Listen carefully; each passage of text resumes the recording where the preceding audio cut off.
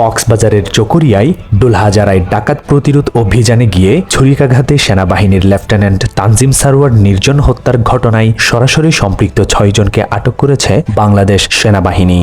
চট্টগ্রাম নগরীতে আদালতের উদ্দেশ্যে মামলার শুনানিতে হাজিরা দিতে এসে প্রতিপক্ষের হামলার শিকার হয়েছেন এক দম্পতি। এতে নারীকে টেনে হিঁচড়ে মারধর ও শ্লীলতাহানির অভিযোগ উঠেছে।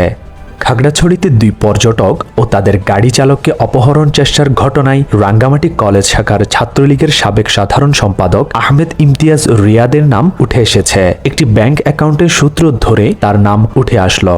চট্টগ্রামে গান গাইতে গাইতে শাহাদত হোসেন নামে এক যুবককে পিটিয়ে হত্যার ঘটনায় জড়িত থাকার অভিযোগে 3 জনকে গ্রেফতার করেছে পুলিশ। লোহাগাড়া থানা হেফাজত থেকে পালিয়ে যাওয়ার 16 দিন পর সেই সাইফুল ইসলামকে গ্রেফতার করেছে পুলিশ।